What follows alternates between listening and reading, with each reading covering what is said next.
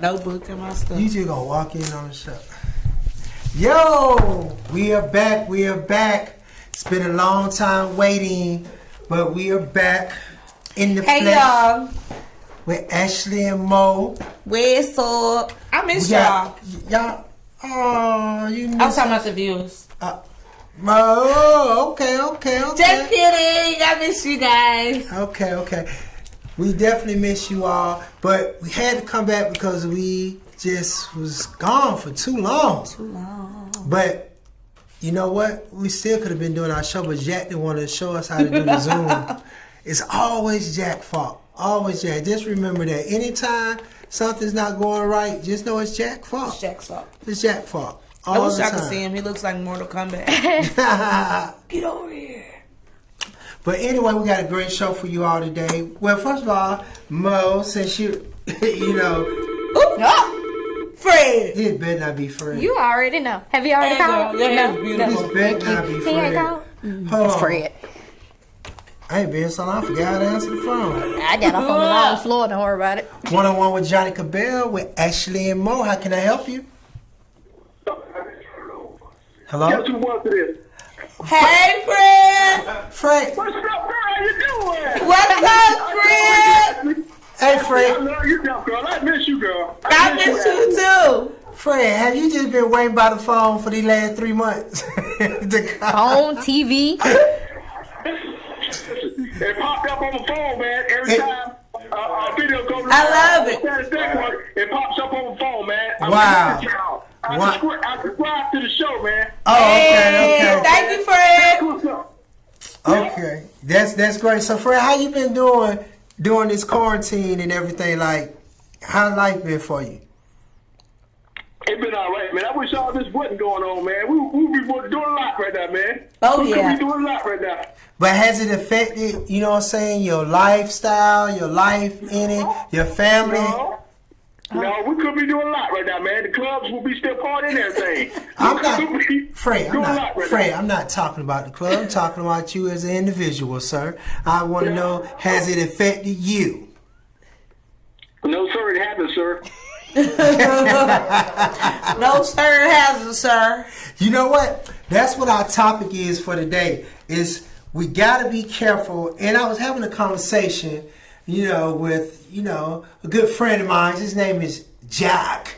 We were talking about some things, but our topic for today, because I don't want to go right to it because we have been left field real quick, but we got to be careful of what we are watching. Period. I want you to hear that. Do you hear that? What? You talking about Wednesday just because of that, man. Yeah, but we got to be careful of what we're watching and being told. I'm going to say that one more time. We got to be careful of what we are watching and being told. Do anybody know what I mean by that, Mo? What do that sentence means to you? I mean, I just think it's a lot of stuff going on, and if you watch it, it feeds into you. Huh? What you say, Fred? Hey, I sent you that question on Facebook. You said that you must don't be on Facebook like that. I'm on Facebook, but Jack got me some of the time. I don't know what's going on. I can't see my comments, I guess. I think he said friend request. Okay, oh yeah, I got you, Jack. I got you, Fred, but Fred, we're going to hit you right back because you didn't throw me all off. I'm going to call you right back. Yeah.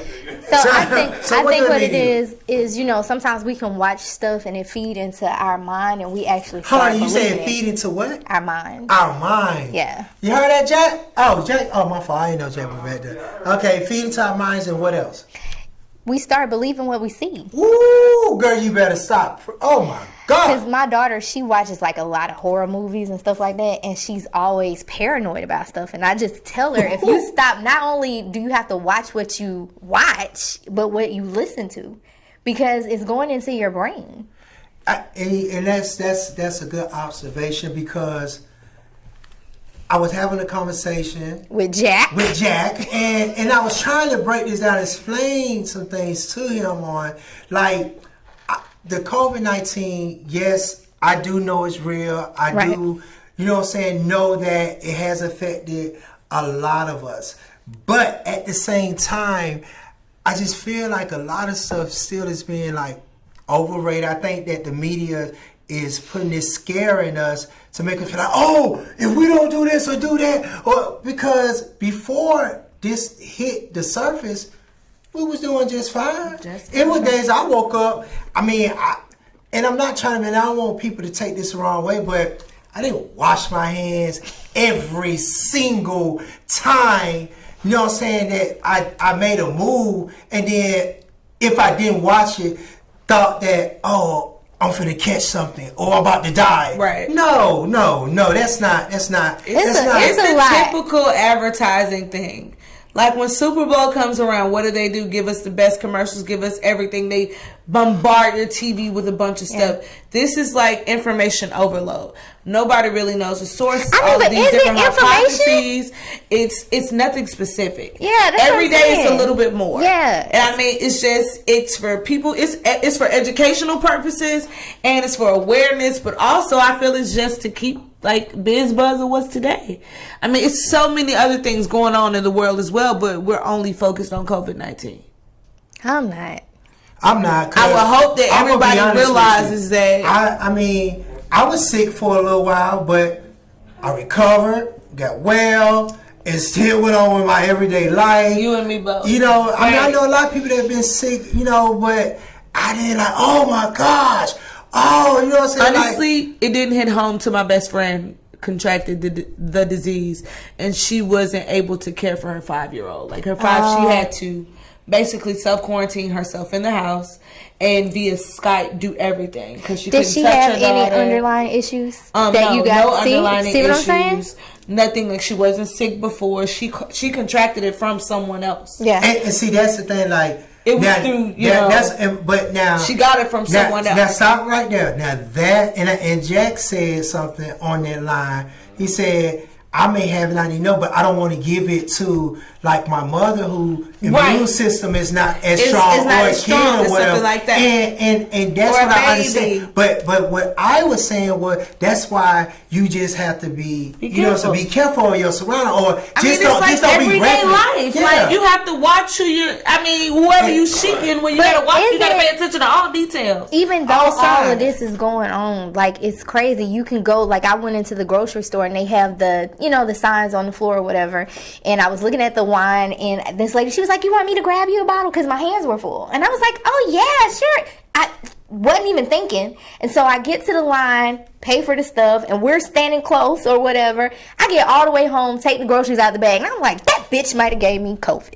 Right. Because you forget. You're like you said, it's everyday life. You're doing stuff that you were doing, even though we're going through this. I ain't had no Corona vacation. I've been at work. For people who are who knowingly have made their conscious decision that I'm going to be interacting with others, take the proper precaution you would. You value your life any other day, value your life today. Yes, exactly. Like you do. It is what it is. And what you about to say, Jack? I want to hear from you. Like I do. You know value your life. I still come and do these shows instead of sitting this all the way down like I started to at one time. I just make sure I'm extra cautious. Yeah. Right, you have to just be extra precautious. Bring up all of them. Just now, planning my uncle's funeral. I just helped my mom. You know what I'm saying? I don't know what I'm like. But even though I still go around mom, I still wear masks right now. You know what I'm saying? Because I tell her, Mom, I don't know what you're doing. I mean, I don't trust nothing right now. Yeah. Just like y'all talking about the misinformation. Yes, it's a lot of misinformation. Absolutely. There's a lot of stuff that's fake, but there's some stuff that's real too. Absolutely. The thing is, you gotta be smart enough to do the difference, to make decide the difference. I mean, you gotta look at it all, take it in, and figure out. It's just like the Bible. I mean, they just but my only thing is if I feel like if it's, and I hate to sound like this or be like this, but if you're gonna catch it, and if it maybe you're gonna catch it, because you can catch it by touching something, and you ain't gotta have a mask. You can have your mask on and still catch it, and still get it. So how can you say just because and you now got they're saying the masks are not even effective. Yeah, they're saying the masks are actually making you suffocate. They're actually making you keep in the toxins that you're trying to breathe in. They're saying there is so many different hypotheses to this. That's what I'm saying. So many, like this disease has so many legs.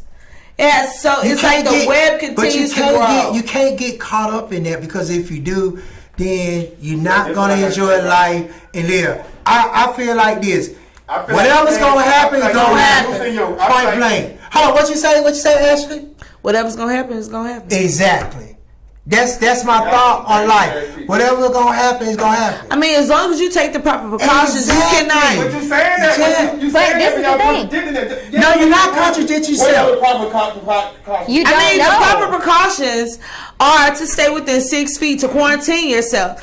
No, if you don't have an N95 mask, none of the shit you wearing on your face, you might as well be a superhero. Because none of that shit makes no sense. Let me break that down to you. No, N95. I got a nurse as a homegirl. She already told me you need an N95 mask to go outside and know that you're effectively, if it's not a medical mask, everything else that's homemade is not preventing nothing. It's just cute. It's just cute. I understand that. You got one, but we're talking about the other people who don't. What I'm telling you is a different reason to wear masks. It's different reasons. And if you already got something that's underlying, you are more susceptible to the disease than others. He's right. You might don't know it though. You might not. But that's for all people out to here go like and get their a health bunch checked. of fools out here It's without a bunch their of people mask. who ain't never been to the doctor. These are the times for you to go get yourself checked. Well, now, if you ain't been keeping up with your health, that's not on me. I know my health, so therefore I know what I can handle. I don't understand. I work in the school system. Let me just say, if you don't know your health, of course it's a lot of people walking around that might not know if they got COVID or not. They might not be showing symptoms. I'm saying for the people, I've been tested. I do know. So I'm speaking on this percent. That's why I'm talking the way I'm talking. Because I know. I tested. I'm negative, by the way. I might not know it. I don't know it. We ain't gonna talk. I don't talk nothing unless I do what I say. Hey, can we calm it down just a little? Thank you. I don't talk about anything unless it's fact. Let's just say that. Well, I know tested. for a fact I do not have it. Trying to go to the doctor right now is horrible. And a lot of people that are going to the doctor are getting that COVID-19 added to their list when they check out. She showed symptoms of COVID-19. They might not detect them as having it, but they throw that in their paperwork as well. Because a lot of people are not being tested. Some of y'all should really just go get tested. Basically, just go get tested. Easy. No, it's not. It is that easy. They have stations set up all over this city. I just seen it set up in a parking lot on King Creek. There's people bootlegging out here and get tests for sale. It's free. It's not fake. No. The ones that I'm talking about have the van, the gazebo. You go and you clean your nose. It's not true. How can you tell? How can you just say somebody test is fake? Well, I'm just gonna say I work in healthcare. Hold on. Let's do one. What you about to say, Mo? Mo work in the health field. I work in healthcare, and a lot of patients aren't being seen in person I'm a right now. Therapist. They're having telemed. So unless you are specifically saying, I have these symptoms, and they're very iffy. I'm saying about coming in Georgia, person still. They have specific locations where there is free testing. That's what I'm saying. CVS, CVS, minute clinics, all of that. And I was at an area where they actually had the van with the 2 nurses set outside with the gazebo, with the mask, full hazmat suit, everything, and they are letting people drive up and you are being tested. It's not everywhere, but there are some testing sites. But it's, again, people don't like to read. So if you're not researching and finding out how to better yourself, it's on you. Okay, enough of COVID-19, because COVID-19 not finna take over my show. He already took over my life and stopped my money flow right now. I'd be damn if he take over one-on-one. So let's move right along. We'll get back. Our topic for today is we got to be careful on what we're watching and being told. That is our topic for today. We got a great guest that's in the building, my man Biddy Barnes. I got so much to talk about with this guy. So let's get into Ask Ashley and everything. And we about to get ready to bring our guests on. We're going to mess around this little thing, but let's go. Hey. Jack, where the phone thing at? He ready to go.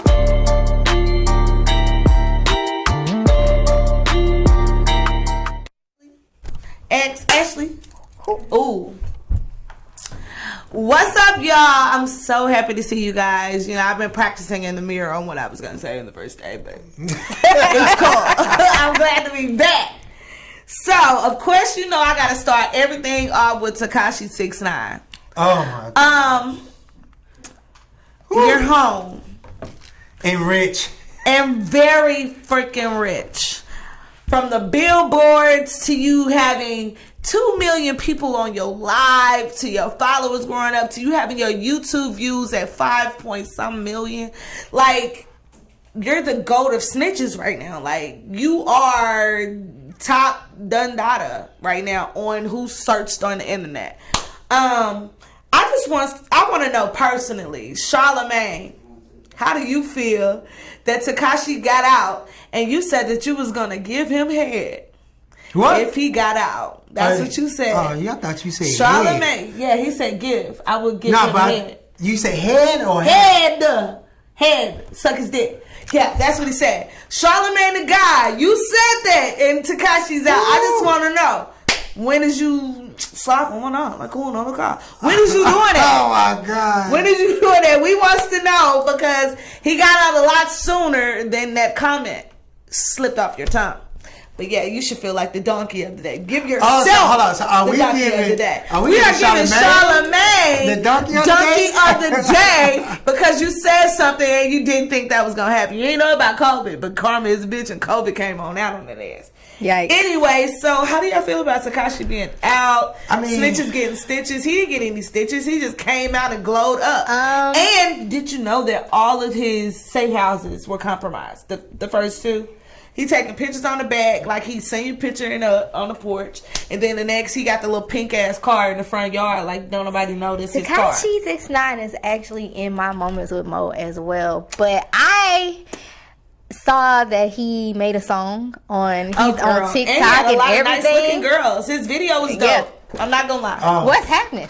It's What's going on? Video. Is this what we're doing now? I can't. That's one of the questions I want to talk about with my guests on that one. So I'm gonna wait. You know, okay, we're gonna move on. Let's move on. So we got a lot. We'll make it a little light. Kevin Hart is expecting his new baby, and he is having a little girl. So how many is for Kevin? His third or fourth? Fourth. This is the fourth. He's having a little girl. So congrats to Kevin Hart. You know, we would love for you to come on here and talk to us about whatever you want to talk about. Okay? Yeah, so shout out to Kevin Hart. Alright, so everyone knows about Ahmaud and him being shot while running, jogging in a nice neighborhood and everything. But I want you to take a spin on this. Pastor Richard Dempsey, he carried a TV. This is a white man, a middle-aged young white man. He did the same thing. He carried a television through a neighborhood and, you know, shirt off, TV. He's just running. People were waving at him while he's carrying the TV. In a black neighborhood? In a white neighborhood. Neighborhood. Yeah, the same neighborhood. People just waving. Like, they didn't feel any type of threat. And he wanted to show the difference in a man running with something that he could have taken versus just running for just leisure. Wow. And it really hurt him. That's deep. Because he said, not only am I a pastor, I'm proving a point to the community that we all need to do better. And so, shout out to Pastor Richard Dempsey. And of course, we know the ex-cop and the son, they officially were arrested and brought up on the charges for this murder. We need the third guy, the guy who videotaped. We need the video guy, but we're happy that it is making progress. Happy. We're not happy yet. Some progress is good progress. Because so we reach out to the family. Just because they got arrested, they still have not been convicted. Well, you know, that's why I said it's progress. So, and that's why I'm saying we're not happy yet. We'll be happy when we get a conviction and when they are sentenced to what is properly meant for them to get. And we'll be happy and satisfied when we get the guy who videotaped. Period. That's when we'll be happy. Whew, y'all about to maybe go into something else. He did? Yeah, he's a white dude. They was talking in the neighborhood about a lot of racial stuff. He wanted the truth to come out there just on them. Okay. White guy. It's crazy. Okay, so we're going to keep moving. I don't know who was available for the Erykah Badu and Jill Scott set. But if you missed it, you a loser. Because it was popping. But I heard it. Because it was popping. It was good. It was Who was you with? Earthy vibes. I was with Erykah all day. I'm a huge Erykah Badu fan. I'm a huge Jill Scott fan. But Erykah Badu just rocks the mic. And she just does something to me when she's live. But shout out to everybody. It was great vibes. If you enjoyed it, yes, kumbaya, I love you. All that good stuff. Let's keep on moving. I gotta lie because we haven't been here a while. All right, so everybody knows, what was that movie where The Tyler Perry movie where the older woman got with the young guy and he scammed her out of the money. Are you talking about, I know which movie you're Falling talking from about. Grace? The Fall from Grace. So we have a real situation fall from grace. Our own mama, Jennifer Lewis, a.k.a. Super Auntie, was subject to fall from grace moment. Okay, let me tell you what happened. She met this gym manager and he decided to con women out of $400,000. But he got Jennifer Lewis, her own, out of $50,000. Now he said he wanted to work on his design business, Ultimate FX, and his software company, and overall he just needed to furnish his second life. And Jennifer Lewis fell at the butt of that joke. So yeah, men are still out here doing that, ladies. So please, clink clink to your wallets, clink clink to your mind and your body and soul. Okay, don't get caught up like Jennifer Lewis did. Okay, Meek Mills has his son. Oh, yay. You got a baby, man. Congrats to me. Congrats to you and Milan on your son. You know, hey, if y'all ever want to come over here and talk, we can talk about all that. All right. And my girl, I wanted to say a special RIP to Ashley, a.k.a. Minnie, and to my boy Slick. Yeah. Ashley, you will be forever missed. I love you, girl. I did like 8 episodes on Little Women's of Atlanta. I met her a few times. She's a great individual. We got to kick it right up until she passed, so it was good to spend great time with you, and you made my brother really happy. Shout out to Slick Beats. Y'all go download his beats. He's lit. Slick, you're forever in our prayers. You know, that's our boyfriend, and I know you're hurting, and we're all here for you, Bora. So, we love you. Bobby Smurda, he'll be home soon. It's about that time? It's about that time. Bobby Smurda's gonna be home. They haven't given him a specific date, but you know I'm gonna be on there trying to dig up all the tea. I'm gonna write him personally too. So we'll see how that goes. I'll let y'all know. I'm gonna try to be Bobby Smurda's pen pal. Yeah. Do y'all know Young Chop Beats? Young Chop got a lot of death threats. He was basically everybody was telling him to get out of Atlanta. He had 24 hours, and in 24 hours nothing happened. So he felt like he could just stay in the A. But shout out to Young Chop. You are making moves in the music world. But I'm going to need for you to be safe, bro, and stop talking so much. Because I don't need to see anything else bad about you. I want to see all positive. I'm all about positive vibes. Y'all know about Young Chop? So we can keep it positive. All right. Last but not least, Atlanta reality star charged with using COVID-19 relief loan for jewelry for himself. I wonder, do y'all know who this is? None other than Carly Red's husband, baby. He don't even get a name. He get Carly Red's husband. He gets a title.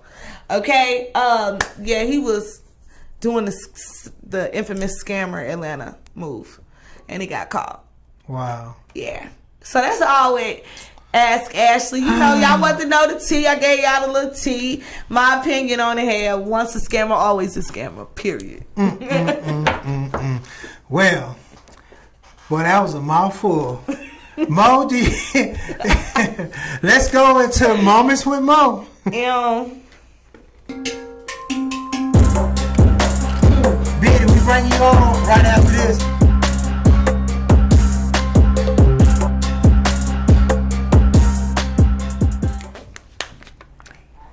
Hey guys, what's up? It's your girl Mo Clark. You can follow me on Instagram at Miss Mo Clark, and I am bringing you Moments with Mo on one-on-one with Johnnie Cabbell. Yeah.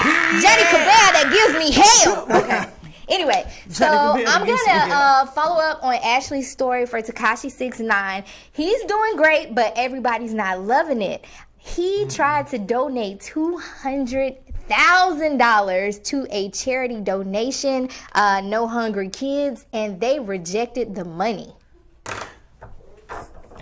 They said your money's no good here. You know what? I was always taught that all money ain't good money, though. Period. They said that what he represents goes against everything that they're trying to do. Yeah. So looks like he'll have to find another tax write-off. Is he really going against everything?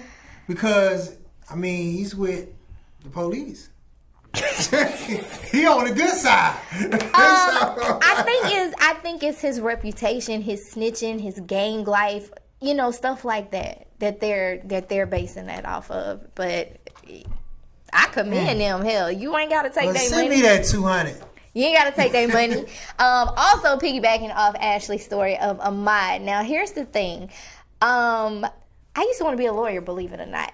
Did you guys see the video footage of him actually entering into the house? The house, yeah. Right. Okay, so even though he was being nosy, but you have situations where people still copper wire, they do all kind of things. He wasn't doing that, but that was also caught on surveillance, not by the same person that caught the shooting. This looks like it was on a tree or a bird, I don't know, was filming it, I'm not sure. But when he came out, he walked around the back, went in through the back, came out the front door. He came out running, which we know he was jogging. But I'm just thinking, on the other side of the table, they're gonna argue that. How could somebody know that he wasn't stealing? Or you know what I'm saying? It's just what it looks like. What can you steal from? That's I just told y'all. What, people steal wiring and copper and stuff like that. But he came out empty-handed. He did. So it's like, what the fuck you steal, air? And it wasn't his property, so that is considering trespassing. I mean, I go to empty houses all the time and yeah, go look we around. We do. I go look around the backyard, especially if it's a house that I'm thinking about, or a dream house. People go and look, especially if it's vacant. But I bet that's going to be something we think about. If it was a do not enter sign, then yeah. But until then, he can fucking roam where he wants to. Not only that, in the footage of them having the scuffle, they were fighting at first. They didn't just walk up and shoot him. I still think it's wrong. With that gun, like that was the scariest. That could have. I don't wish that on nobody. Yeah, it was horrible to watch. To watch him still try to run off, knowing that he got them gunshots, and just watch him fall. Yeah. It was very traumatic for me. But this goes back to what we were saying: what you watch and what you feed into. Fool sitting on the back of the truck like you going to get an army. You going to get one person. What are you doing?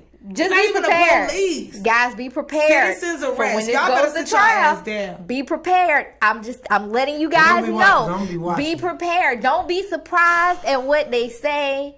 Do not be surprised. Because you have to look at it for both ways. It's not going to fly because what it did is stayed under the radar for 3 months for a reason. True. And the fact that it has this much attention and Jay-Z himself say he is going to bat for this, this is not going to fly. President Trump made a comment as well. This is not going to fly. What President Trump? President Trump said what did old gangster President Trump say? He said this is such a shame. This is such a shame. Jay-Z said. He better. He going with whoever got the money. Trump need to understand right now he is not everybody's favorite person, and that's just what it is. Speaking of somebody that's having issues right now, Cardi B has made a statement against Doja Cat, which has the song that's going viral and popular on TikTok, and Nicki Minaj just did a remix, and somebody else. That's it. Say so. Cardi B has said that if Doja Cat goes number one, she is quitting. Cardi B. What? Do you know how many people Doja Cat is dope. That's the girl that you sing the Moo song. Moo. I know who Doja Cat is. So why? I'm just saying, Cardi. What's wrong, Cardi? You done got married. You got a baby. You got all these mansions that you got. Like you're growing up, and you can't stay. She's starting to do the same thing that Nicki was doing. They get up to this certain status. They start getting this money, and they get this popularity, this fame, and all that, and then they just turn into a whole totally different person and just start saying the craziest things, start doing the craziest stuff. It's kind of like, it's childish, ain't it? It's like, if you play with her, you can't play with me, or, you know? I just don't like that. I don't like that. Something else I want to talk about with what I guess. Look, young what else we got? Beyonce and Megan Thee Stallion Savage remix. I just want to know, ladies, how y'all feel about Beyonce talking shit to y'all for 5 minutes straight? I love Beyonce. I'm a Beyonce fan. I've been to her concerts, but sometimes you have to listen to her words, and it's like, is she empowering me or is she putting me down?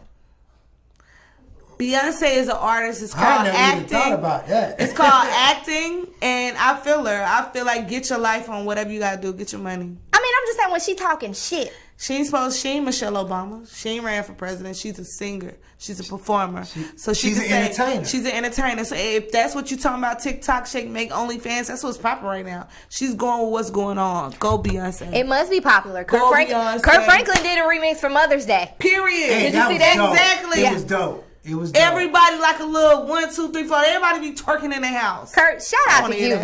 I like that, Kirk. That was good. Kirk didn't talk shit to me for 5 minutes. I'm a mom. You know, Right. that's how I felt. I'm a mama. Yeah, I should have been in there. I mean, but you got Kirk had on his little man shorts. You can't be mad at Beyonce because the song was I love it. savage. I mean, so she's talking about Being a savage. What would you do? I mean, watch this cheek, go left cheek, right cheek. Do she have that much power on you? Beyonce has always had Sasha Fierce. That is nothing but Sasha Fierce coming back. She is a powerful woman. She always woman. had alter ego. Every other girl got an alter. She said her own album was Sasha Fierce.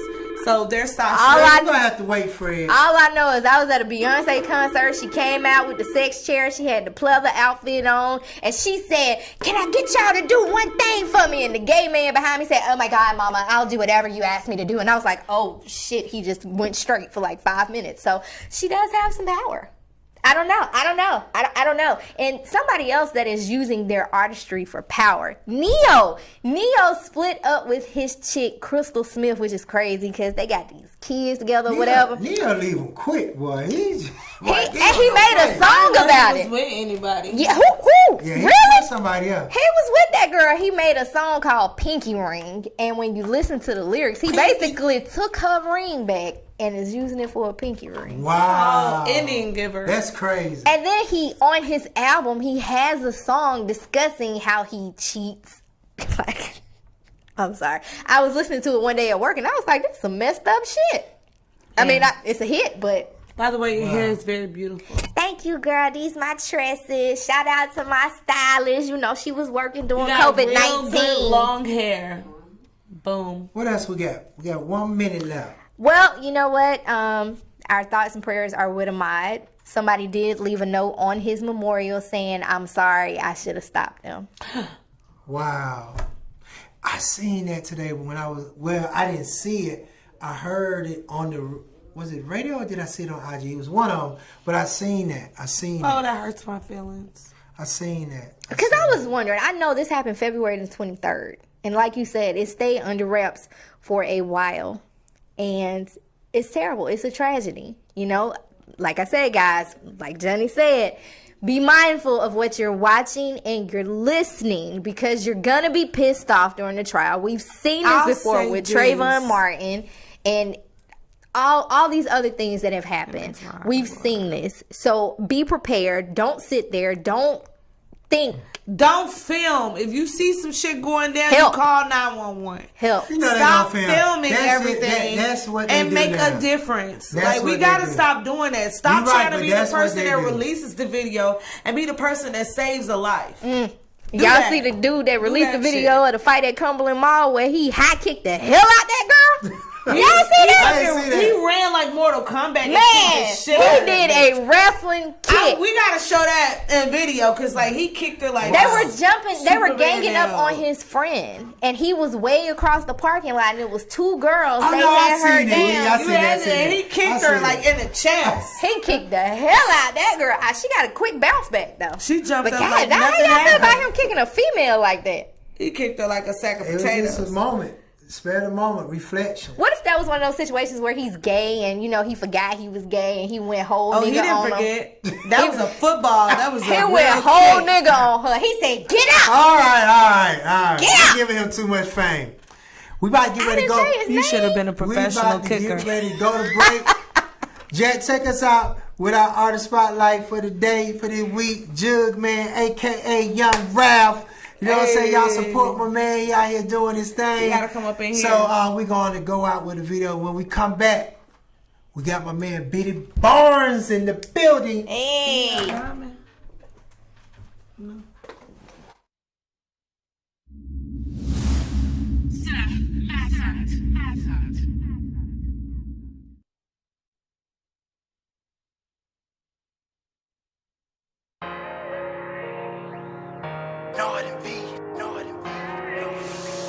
Hey, say go smoke down. Go down, smoke one with you around one time, bro.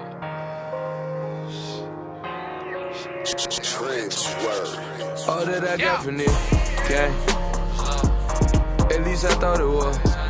Hoes came between it, I seen it. They envy my friends, they got greedy. My dog, yeah, they slaughtered him. But you still a part of us. Take you back like that motor bug. Rubber paint still a damn thing once happened us all my life. All that I got from this.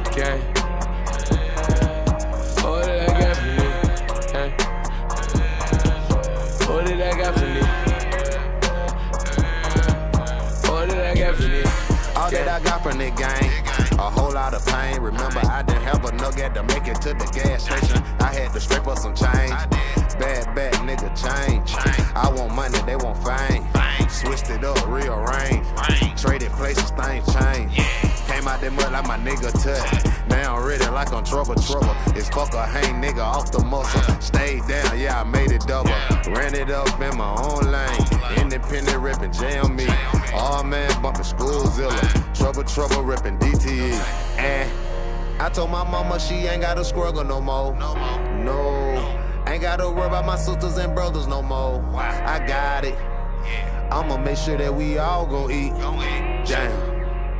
I just wish I can see my nigga meet. Okay. At least I thought it was. Hoes came between it, I seen it. They envy my friends, they got greedy. My dog, yeah, they slaughtered him. But you still a part of us. Take you back like that mortar bugs. Rubber pain still a damn thing once having us on my life. All that I got from you, okay. All that I got from you, okay. All that I got from you. All that I got from you. I just looked up, seen some stars. I wasn't in no fancy car. Feel like you trying to send sign. Money and force on my mind. The work you gon' make me some money. The bills you need money to pay.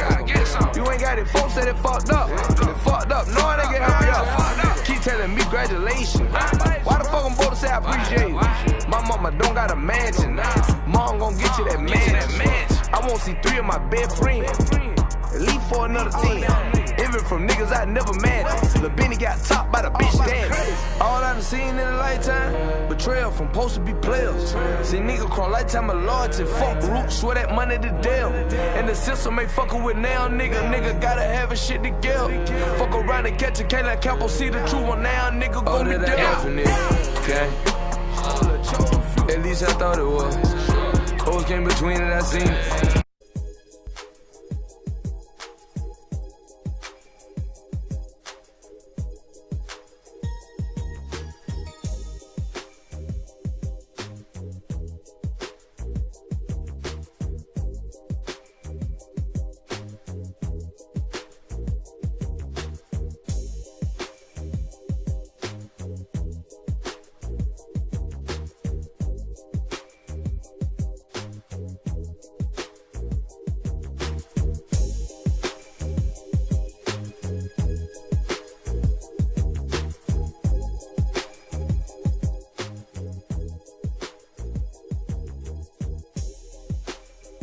Yep.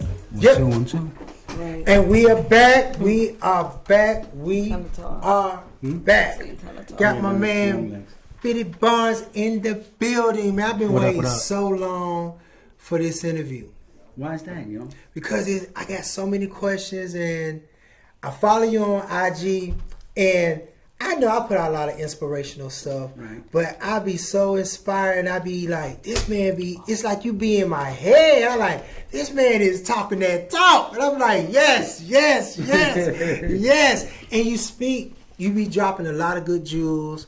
I definitely think that, another thing that I admire about you and that I've noticed for myself, you're not a bandwagon person or somebody who just go along with what's being said or what you have heard or what this person might say. You speak from your truth and what you feel on the situation or about whatever it is that's going on or whatever may have affected you or that you're talking about. And that's what I respect about you, because you're your own individual and you speak your mind. So I respect that from you. Yeah, I appreciate that. That's a big deal to me, because I stand for what I stand for, and right is right and wrong is wrong, and good is good and bad is bad.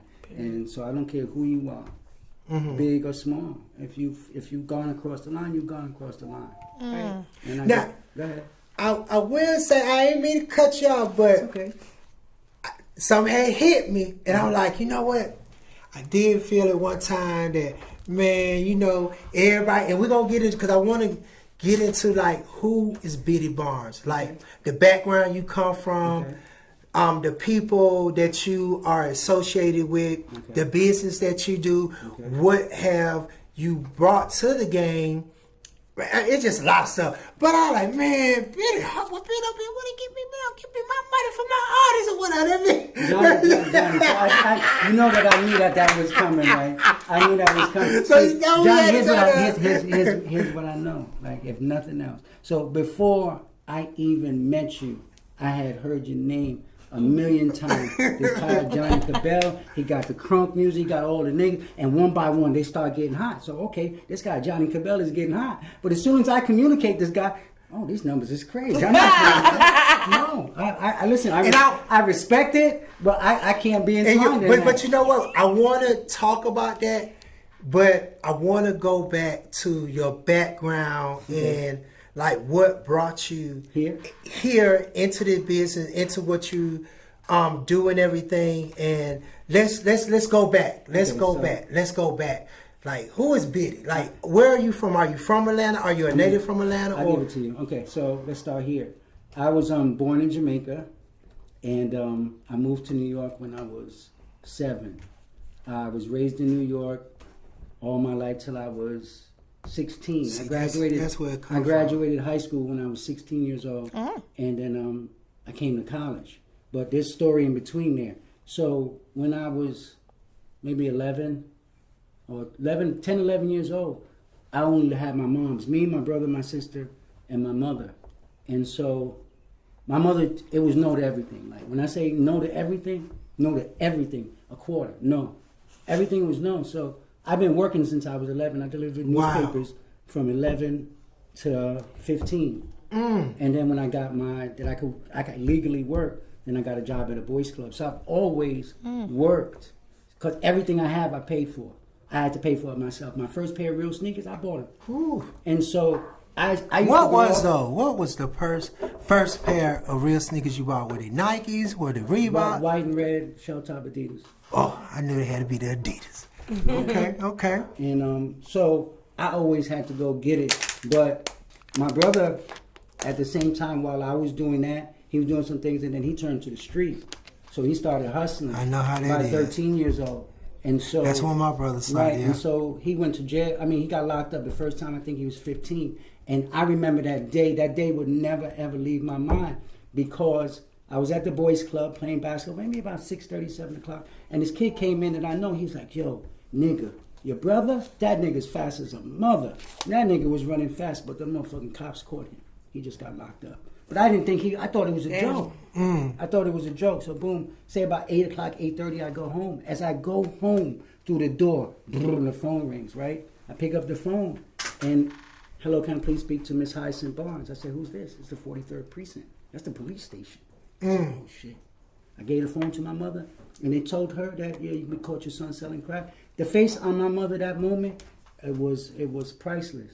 The pain that I saw her feel for. As I got older, I realized it's because all of the things she was trying to set up for us, all the sacrifices she was making so that we could have a chance. Absolutely. And so that hurt her. And so from that point on, I was literally, even before that, I was the kid that I always watched my sister. My mother was a nurse, so she was working double shifts. So she might work 10 o'clock at night till 5 o'clock the next day. So we in school.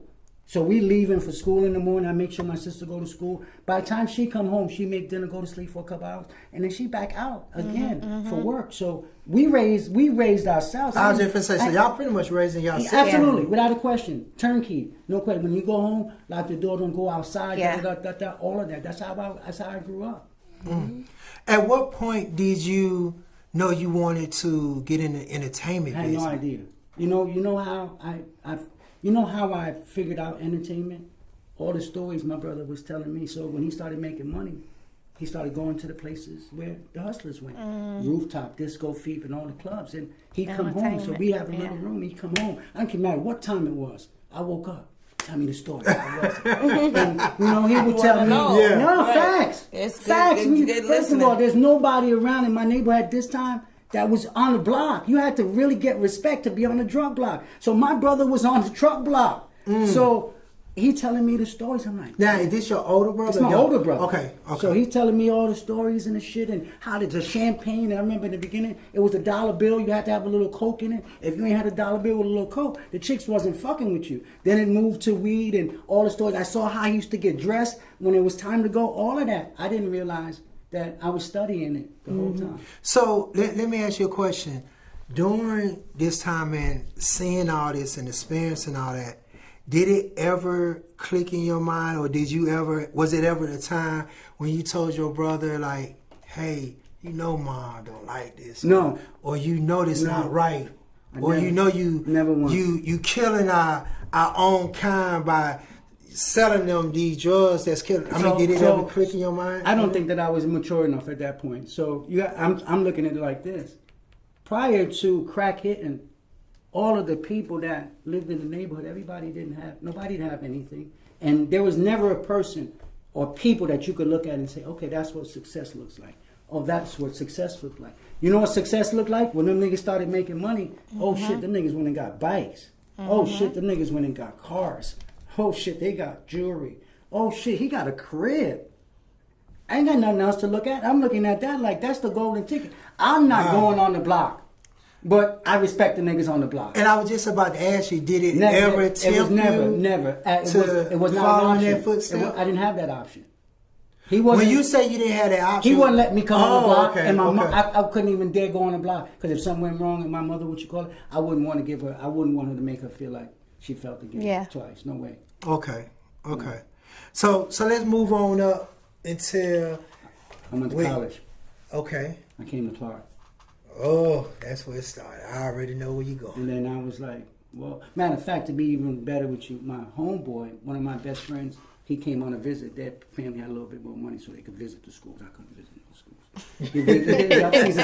It just makes a difference. The shit really, when you boil it down, if we get to that, it makes a difference. So he visited, he called me, he's like, yo, listen, tell your mother right now, you come to Clark next year. Go fill out the application.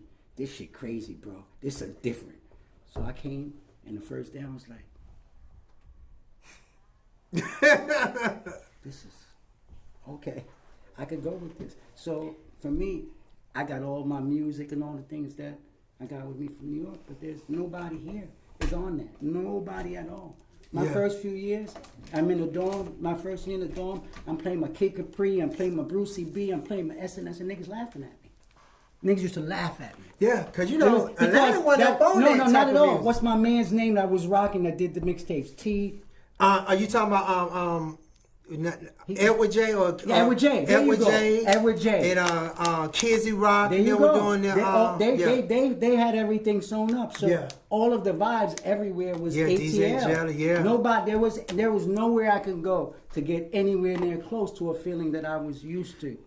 And at that time, we did not rock with New York. Not at all. At all. I remember being in clubs and we seen somebody from New York. Oh, we ready to fight. It was going to be a fight. Yeah. But yeah. So that's real. And after a while, once again, I'm in college. You know how much money my mother was giving me every month while I was a college student? $50. A month? $50 a month. But my mother, listen, I keep telling y'all, my mother didn't play no games when it came to it. Everything was about education, responsibilities, and everything else. Nah, figure that out on your own. Wow. And so I was at $50. After 2 days, that $50 is gone. So I got to figure it out. Luckily, now this is the time, my brother's sending me money.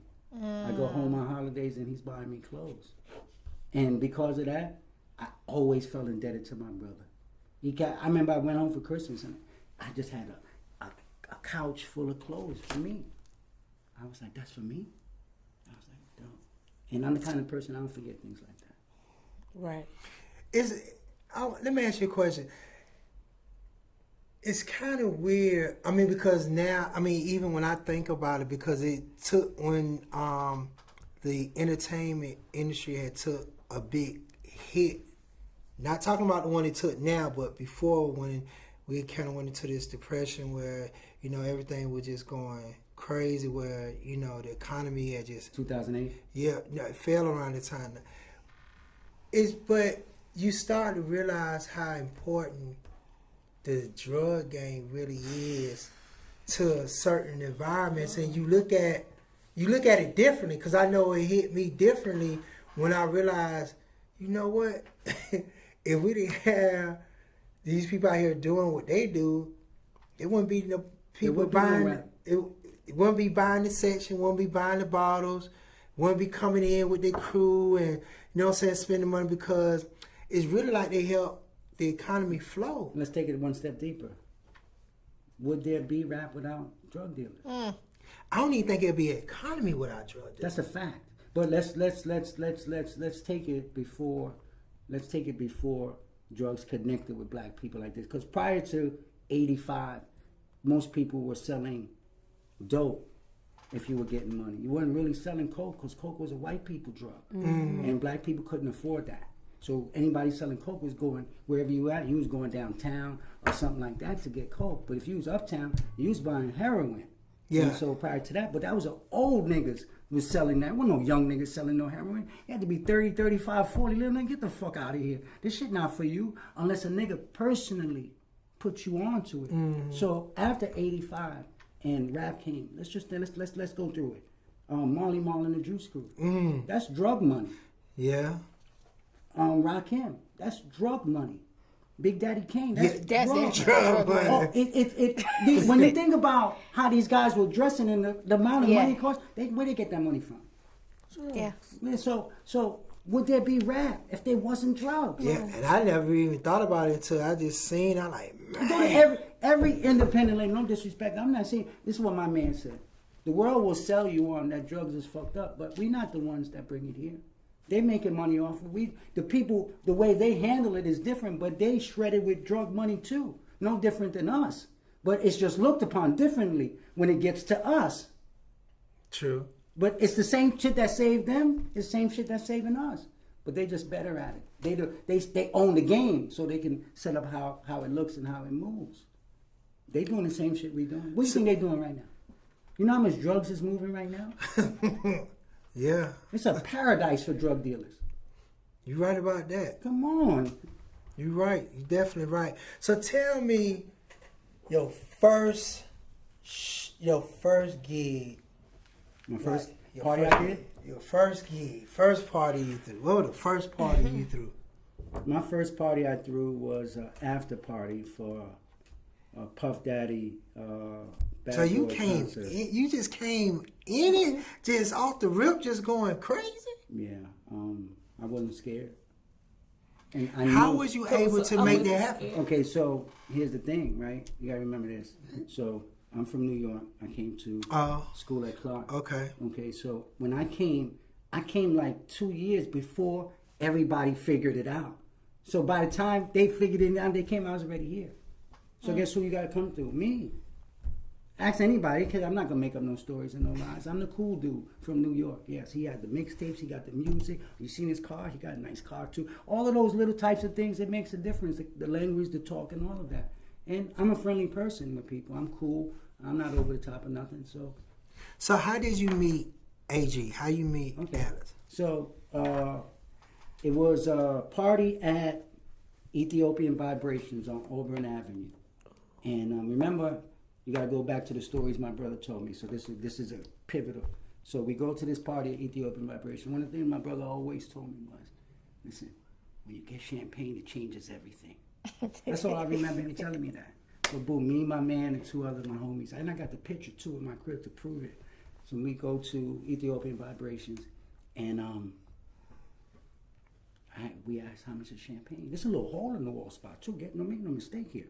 They said $65. We said, give us 4 bottles. So I'm with this one guy, and his name is Mike Square. He goes to Morehouse. He's from Seattle. He's Ethiopian. He comes over. He's like, yo, my man wants to meet you. Man, he's like, yeah, come on. So I go over there. It's Al.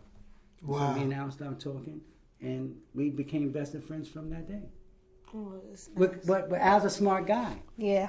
He's a very smart guy. Me and that man go at it so much. Yeah. But he knew I had potential. There you go. And I had the thing that he didn't have. That's what made us so great. I knew how to move the people. Yep. And he knew how to move the business. Yeah. He understood so, that. and at what point did y'all say, you know what? We about to really turn this thing up in Atlanta. We about to create a whole new, we about to go there. I think that when we figured out we were about to go there, it was 96. 96. Yeah, you probably weren't even born. Listen, I've been around for a minute. Yeah. So it was 96, and that was Olympics. We were doing Thursday nights at Kaya, Chocolate City. And what's Chocolate City? It was Chocolate City was the name of the party, but I stole the name from the movie with Martin Lawrence and so it was a club. And Bobby Brown. No, it was a club. Kaya was a club. The theme of the party was Chocolate City Thursdays. Black people shit. From Thin Line Between Love and Hate. There you go, for the theme from Love and Hate. Okay. So there was a club called Chocolate City in the movie. I said, that's a dope idea. I'm taking that. And I ran with that. And the Olympics, we made $20,000 profit. It was the first time we made that much profit. And so it was only 4 of us doing the party. So we split it 4 ways, $5,000 each. And I said, oh, this is real. And I had a job. Let's never make a mistake. I always had a job. Always. So boom, I'm working at AT&T. And it's paying decent. It's okay. I'm not loving it, but I could do the job. I'm very good at it, right? And so after I made the $5,000, just something in my mind kept saying to me, and I told my moms when I graduated from college, I think they fucked us, Mom. They got us out of too much money. Yeah, they took too much money. They said that you do. And listen, they said, if nothing else, my nigga, my friends used to always say, watch that nigga Biddy because he'll be doing his homework while y'all niggas is bullshitting. Period. I didn't play about my books. I graduated 3-2-5. They said, you do this, do this, do this, do that. I did all of those things. But you know what I didn't get to do? I didn't get to go to the building and set up all the interviews because I had a job. Because I needed to work to pay my bills. Yeah. So I didn't do the interviews. So by the time I did the interviews, I went on 2 interviews. They gave me a second offer, sent me to the places, then they offered me $30,000. Fuck, I'm going to do it, $30,000 a year? That nigga's out of your fucking mind. I was working part-time at AT&T. I said, listen, I'm graduating. I want to get a real job. Would you guys interview me for a real job? And they interviewed me for a real job. They gave me a real job. And I did that. In 96, I realized that shit wasn't for me. So I said to myself, you know what? If I save all my money for the next year and make some club money, I could quit. I'm going to do that. I didn't say nothing to nobody. I started saving my money. And 97 came. And a week before, I'm telling people on my job, yo, I'm getting ready to break out. It's a wrap for me here. I'm done. And white dude, Ed Botel, R.I.P. Ed, white dude said, no. Don't quit. I said, what do you mean? He said, go out on a stress leave. Go there and act like you all stressed the fuck out. And you can't. You're laughing. White people know me. They know all of it. So boom. Wow. He said, go to your manager, do just like this. He told me what to do. I went to. She said, okay, cool. I'm going to send you to go see the people. They sent me to the people. He said, boy, you're really stressed out, ain't you? I said, boy, I can't even breathe. They're laughing. And so I was on stress leave for the whole next year. So then I got a whole another 12 months of checks that I was able to put off to the side. And so the whole time I'm doing that, I'm doing the club stuff. Wow. And then when it really, really took off for us, it was mid-98 when we Velvet Room on Peachtree Street. That club was amazing. I came from Tennessee. Out of all the clubs that you have been a part of and affiliated with, which one have been the most money-making driven for you that you have seen in your time of being in this game? Okay, so I think the best because you've been a part of everything. I've been a part of a lot you of in the stuff. mix. A lot, absolutely. When they say that, I'm like, oh God. No, but you know, a lot of times people don't. So because I'm a very quiet person. Yeah, so you are. If you don't know me, you don't know. I'm not the person loud running around telling. So a lot of people wouldn't even know that I've been in all of the rooms. Wow. I'm gonna say Club Fuel, but that because I'm gonna tell you why. Only one. I didn't think you were gonna say that. I know because you were gonna probably say something more mainstream, but more mainstream means it's more pots, hands in the pot. Yeah, that means it breaks down differently. I want to ask you a question. I'm gonna let you finish that, but I want to. What you about to say? So Club Fuel is because I did 2 nights a week there, and on Saturday nights I was proud. And 1, 2, 3, 4, 5, at least 6, 7 of my homies worked. 2 worked the back door, 2 worked the front door, 2 worked the steps. They all made $300 each just doing that, guaranteed. If it was a good night, they made $5. I was going home with no less than no less than every Saturday night, 5,000 to 15 grand every week. Okay, now that leads me up to this question, because I want to know this for myself. Yeah.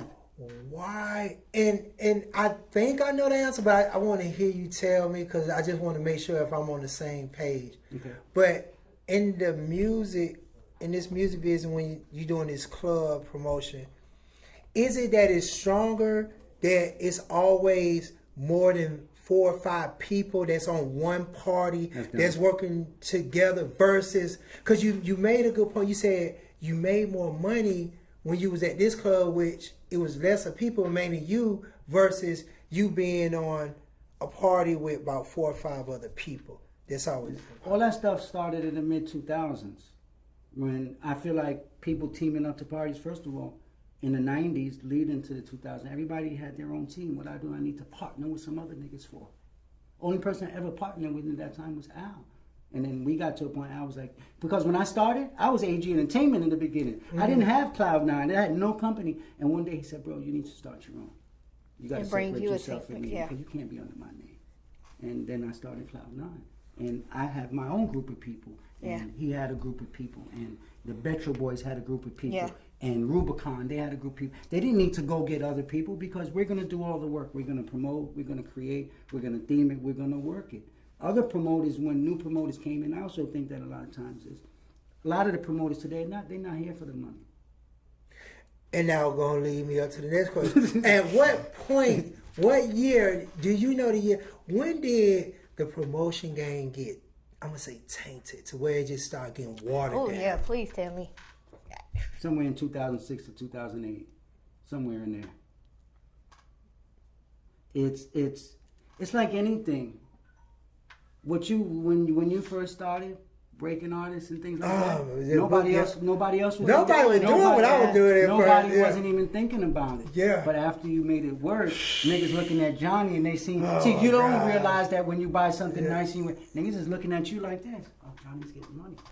Tell him again. It's money doing that. Yeah. Okay, cool. I'm gonna go do it. But the worst part is, and this was the scariest part of life, is doing what you don't love. Mm-hmm. When you're doing what you don't love, you're just doing it for money. It's the worst situation on the planet. Because I know what, and that's destroying the game. When it made it bad for what I was doing, because at first I could honestly, killing. You was when I told you I had that shit cornered, nigga. I was like, my you had God. another song? Man. But it was like when the internet came accessible and it changed the game completely for what I do. Because now people like you, I'll be like, you know what? I really don't got a car, Johnny, because I could just go, it's kind of paid. They got the number in the bio. And I just call them, and I can say that extra $1,000 or whatever. And, I'm just going to call them. And then people like, you know what, it really worked. Let me start doing this. I'm like, that shit, the internet, as much as it helped, it hurt as much as it hurt the game. Because it simplified things that really, in some cases, don't need to be simplified. Right. But I had to adapt so quick that it wasn't even funny. But thanks to niggas out here, they start messing that up because they start running scams. And, so people start resorting back to, you know what? John, I know he might try to hit me with a price, but I can trust him. But it's safe. And I know the artist gonna show us. I'm like, shh, boy, saved by the hair of my chin, chin, chin. It's no, but you didn't. It wasn't saved by the hair of your chin. I don't believe that. You were saved by your credibility. Your reputation, and your authenticity of what you was doing from day one. It didn't see, for example, I can never be mad at somebody because they're trying to get their money. Especially when what they doing was groundbreaking. What you was doing was groundbreaking. I watched it. It was a complete shift. And I got to give you your flowers, my nigga. I appreciate it. Was a shift when you pull that shit off. Like I kept saying, this nigga's doing this shit on Bankhead. Where on Bankhead is this going on at? I need to drive over there to Bankhead. But you laughing because prior to that, you got to realize that, Johnny. Okay, so, and this is I'm going to make an honest statement. And this is not no take on nobody from ATL at all. But this is my reality of things. Mm-hmm. Okay, when I first came to Atlanta, it took me 8 years probably before I knew that there were zones. Do you know them all now? You see, of course. Oh, okay. Because I know. I existed in the one world, and Atlanta existed in another world. You understand that? Because the people at AU are people from everywhere else but Atlanta. You're right. You're right. And people from Atlanta, when I first came to Atlanta, people from the South Side, East Side, West Side did not cross over to go to Buckhead. The only time they came through Buckhead was on Saturday night when they did the drive from the underground all the way to Buckhead, and they never got out the car. Only a certain group of people would get out the car. Everybody else would drive up, turn around, drive down. Loud cars, tops down, all of that stuff. But it was two different worlds that were existing in this place. And when the worlds collided is when things started to change. Right. But in the 90s, Atlanta and New York and LA and Detroit, those things didn't cross like that. You know when they crossed? When you went to 112. Oh my gosh, I miss 112. Because it was the one place that everybody. Yeah, you're right. You couldn't go to 559 if you wasn't from here. You right about that. You get your head knocked off. Yeah. You're right. You are absolutely right. You're absolutely right. What's been the biggest party that you have thrown? Oh man, that's unfair. Well, damn. We did a Beyonce party. We did a Jay-Z party. I remember y'all We did several Diddy parties. That's not that is too much. There's too much that we did. Yeah, to really sit there and say one. The best party that matter of fact, no, I got an answer for that. No, hell yeah. Kanye West, 2 Chainz, Drake, all of them. Hold on, was that at the Velvet Room? At the Compound. Oh, the Compound. It was Saturday Night Compound, whatever weekend it was, I can't remember. But all of those guys, might have been Drake hosting, I can't even remember. But all of these guys came and they were together. That was monumental, like nobody's business. To see all these guys were in one section, and it's jam packed in there, and they in one section, and they like this on each other, but they were still having a good time. And I was sitting there watching, like, damn, these niggas really just being real cool about this. I respected that. So, okay, let's touch on this for a second, and then I'm gonna take a break, and we're gonna come back. All right. But is it really?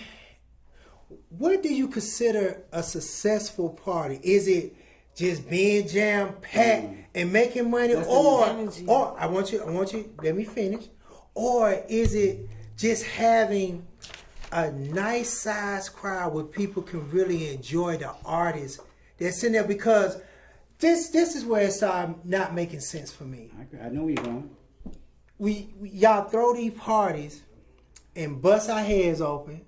Why y'all don't say nothing about I'm gonna talk about that busting too. our heads open? But y'all bust you spend $100 to park.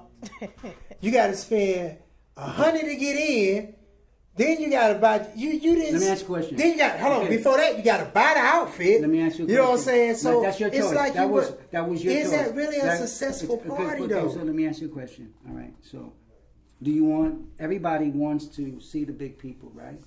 You want them. But if you jam packed, wait a second. Wait a second. See, it's not for everybody to see. It's just for everybody to have some feeling of it. You understand where I'm coming from?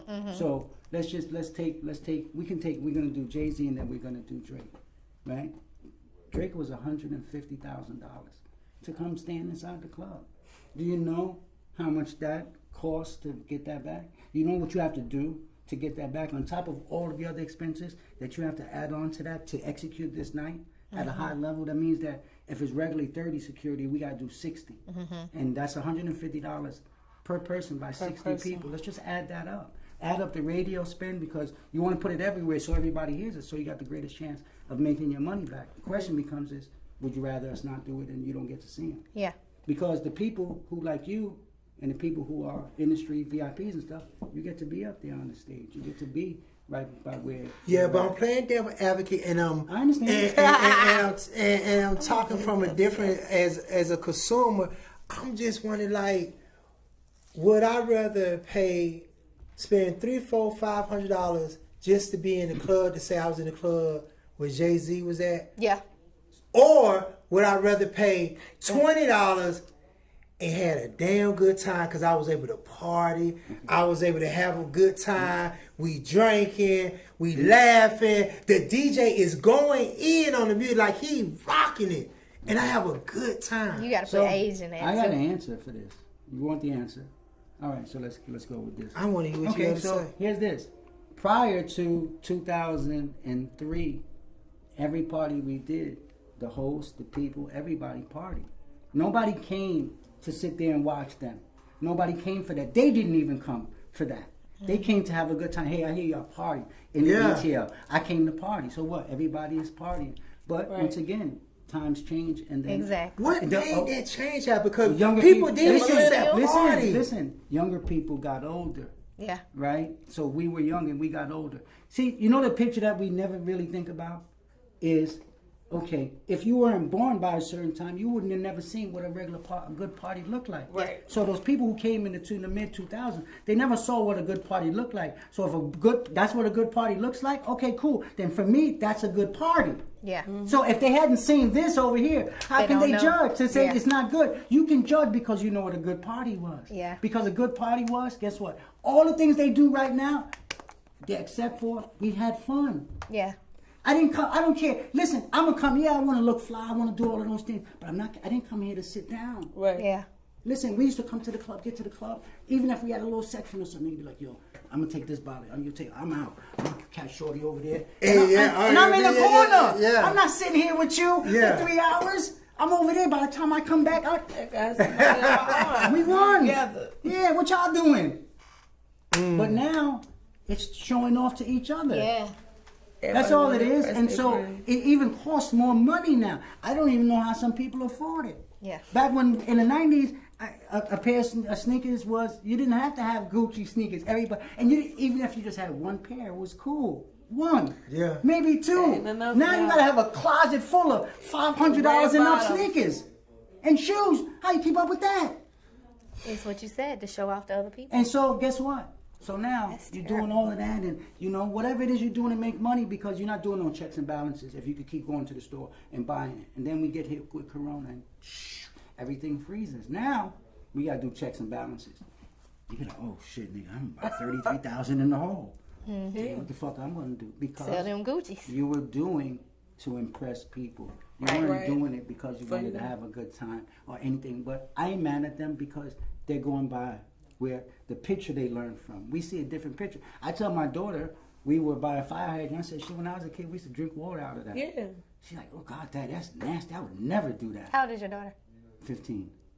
She said, I drank out of a hose. I said, listen, let me tell you one even bigger than that. I told my daughter, I said, listen, when I was a kid, I remember going in the shower and in the bathroom and turning the water on. It was brown first before it came out white. And when it came white, I drank it. Yeah, you gotta wait till it's clear. Wow. That's It'd be a little crazy. dirty at first. So, let me ask you another question. We got about 5 more minutes before we go to break. Let me ask you another question.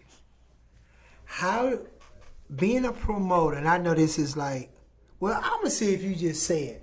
What is the biggest problem that as a promoter that y'all dread and that y'all hate when y'all doing the night? What's the biggest thing that really irks y'all nerves and gets on y'all mind? Let me see if you just hit it. What's the biggest thing that you hate or y'all have a problem with? Artists showing up late. Everybody asking to get in for free. Okay, that's right there. There you hit it on the head. Yeah, how do you deal? Because I know you have relationships with, certain artists and everything, but how do you deal? Because I'm going to give you my perspective on it, and I want to see what you say. I want to know how do y'all deal with it, because as being a promoter, you got to make your money, but at the same time, you have so many people that you want to keep that relationship with, so you want to try to, show them respect and honor them. But how do you deal, and when do you get to a point where you say, no? I know when Alice do it, but I want to hear from you. Like, when do you get to a point where you say no? See, here's the thing. I never worked the door. I'm the nice guy. I would let everybody in for free. Oh. I don't do that. Listen, life's about knowing what you're good at, what you're not good at. Right. And so anytime it was my own events, my guys worked the door. The niggas that didn't take nobody shit. I put my brother at the door. Brother's taking 0 from nobody. Didn't I say you gotta pay? Get out the way. That's the type of shit that he would say. And so me, I'm not at the door. They know who I know. My people, they know who's important. They understand that. And so I let them do their job, but I never would be at the door. Like, if someone's, and it was important, I went to go get somebody or whatever, I try to run back in fast because someone's gonna call my name, yo, Biddy. And so me, I have to be on some sucker ass shit and just walk back inside. So my back play after I did the sucker shit is because they're gonna come inside and say something to me. So I'm gonna buy them a drink. But I'd rather them pay the 20 at the door, and so I get 100% of that. Period. And then and I'm not paying for the drink though. No way. The club's gonna pay for that. That's the fringe benefit. What advice do you give to a young promoter that's trying to get in the game and that want to be in the game? Well, first you got to know that that's something you really want to do. Right.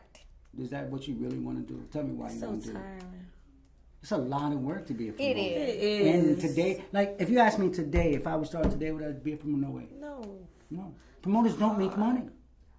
So, listen, I'm going to put nobody on blast. But it's only about 4, 5 promoters, and I'm talking about the mainstream ones. I'm not talking about the ones that's really making money. Everybody else, they just existing. Because they lie. They like that. I hate that they're lying. They love their lifestyle. They're worse than a girl on Instagram. They say it again. Because when I first started promoting, you know what time I had to be at the club? 9 o'clock. Early. And we leave. I didn't leave till 5 in the morning. 6 in the morning. I wasn't the host. How am I coming at 1:30 in the morning? You work in there. You gotta wait to get how your how do I get better as a promoter if I'm not paying attention to when people are coming? So if I'm a promoter and I don't show up to 1, how do I know how many people came before that? How do I know how to judge what I need to do more of to get more people in there early? Because that's my job. But promoters want to be like hosts. They get a section, they got a couple of bottles for their section, and they invite 30 people to come drink on them. I'm not. To me, that's asinine. Unless all 30 of those people passed out flyers, posted it up on Instagram. You want to come have a good time with me? Sure, put in some easy work. Every day at this particular time, hit your Instagram and post that flyer. And you can come drink with me as long as you want to, my nigga. Every day, do that the week of the party. I'm good. Come on. I got you. Because I don't want it. I'm cool. I don't need to drink. But why do they lie, though? Like, it's life. You know, I've been in situations where promoters are like, "Oh, you come and you're gonna get in," and I show up with people. But he's a sub promoter, probably. Yeah, that's exactly what happened. People standing at the door. We like, "What? You thought you was gonna have breakfast?" He's at the door looking at you crazy. Exactly. Like, oh, hold on, let me call you right back. Okay, so here's another problem. Today, most promoters work for the club. Okay. And so the club controls their door. You're not a promoter if the club controls your door. So you're not taking no risk. I wouldn't be doing that if I ain't controlling my own You would be door. surprised how many people are doing that. Wow. Yeah. They doing it for the cloud. The club, it's not about money. The club paying them. It's the cloud. So, listen, this niggas gets for Instagram. 150, 75. Why would someone come? No, this is not, no disrespect. Unless you're 19, 20, 21 and you got a job and you really love this and so now you hustling to build up. But to be a grown man and you come into the $75, that's dumb to me. That's just dumb as fuck. Yes, I agree. Just so you can stand on the couch and drink a bottle, you gotta go home back to your same old place. Your shit don't get no better. You did that shit at the house.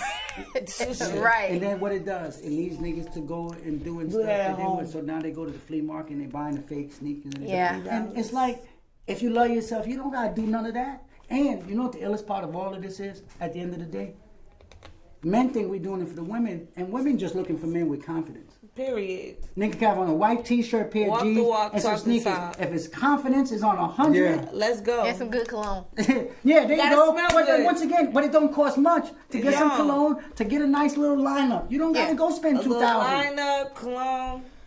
Well, we about to get ready to take a break. Food. And when we come back, because y'all like to eat, we're gonna get ready. Chicken wings. We're gonna talk to my man Biddy a little more and everything. Get ready to wrap up this show. So much we could talk about, so much more where we could go. But you know, we're gonna take a break and we'll be back. Jack, take us out.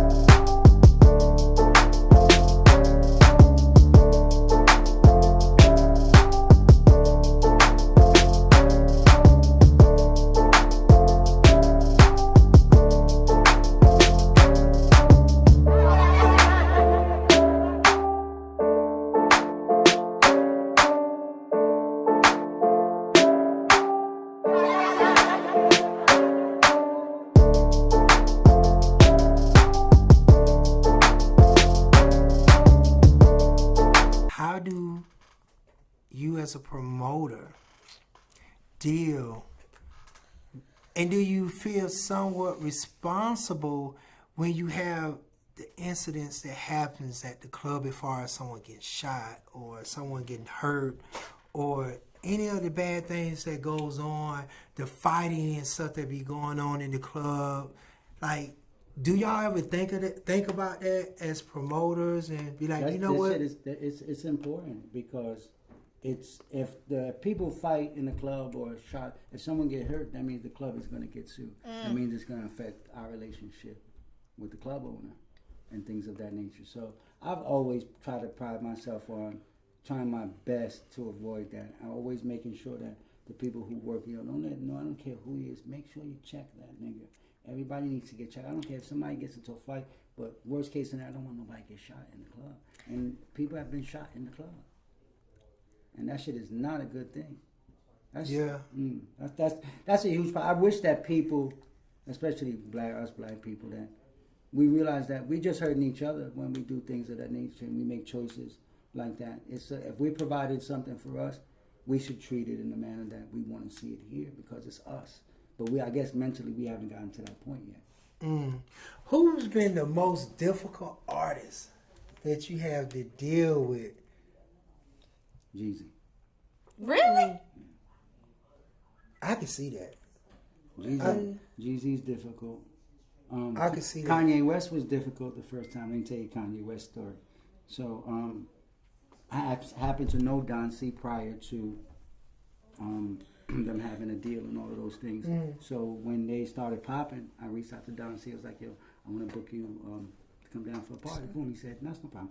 He said $10,000. I said, cool, no problem. Send the deposit. So the night they come down, I go to the hotel. I see Don C checking, whatever. So Kanye West comes down. And Kanye West is like, yo, where's the security at, homie? I said, security? Security for what? He said, I can't leave out the building without no security. I said, you serious? I said, bro, you safe here. It's no problem. He said, no. You gotta get security. I'm not coming outside till I get security. Give me security. And the nigga went back to his room. Wow. What? Then I had to get Don C to go get his ass out the room because I wasn't getting no security. Listen, when we get to the club, there's 2 security guards be standing outside waiting for you when you get there. He said, yo, I'm not getting out the car if there's not security. I said, okay. So boom, we get there, security, he goes in the club. He's a little uncomfortable at first, then he gets comfortable. He starts drinking, he performs, we rock. We over on Glenwood. No, we're not on Glenwood, we on, what's the club on the east side? Back in Prime Time? Prime Time. Boom. So we did Prime Time. And so after that, he was like, yo, we ain't got nowhere else. It's a Sunday night. You know where else to go. And at this time, Amnesia. There on Roswell Road. Yeah. I took that man to Roswell Road. And we in the hood one party. He got to see the other side. He got in there. He's like, yo, can I perform here too? I said, if you want to, sure. He got in there and he got hyped. By the end of the night, he was like my homie.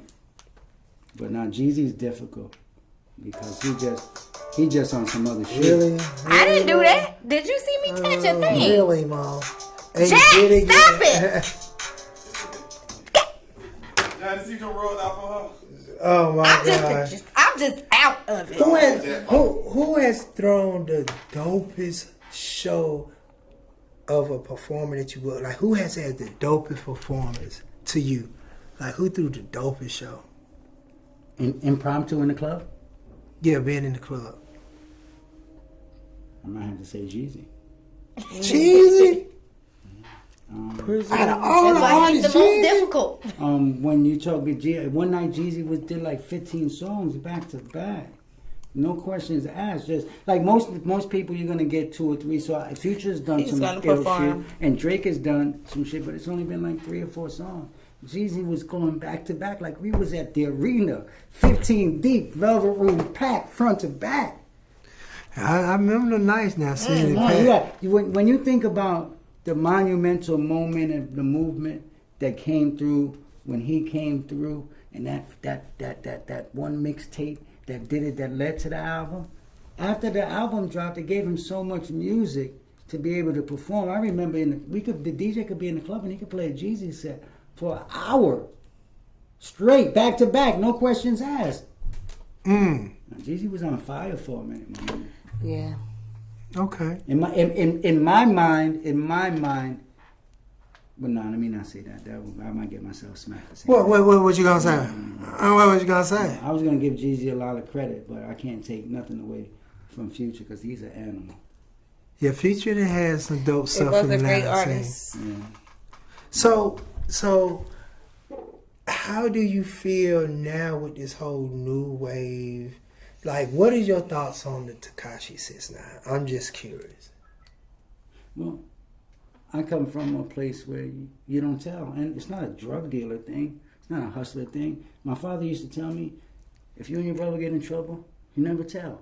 But do you feel like he was put in a position where he didn't have no choice but to? What do you due mean? to the circumstances? You always got a choice. But it was a lot of circumstances that There was a lot of time he was looking at. It was a lot of circumstances like they were messing with them. I mean, they violated the code, messing with the man, girl.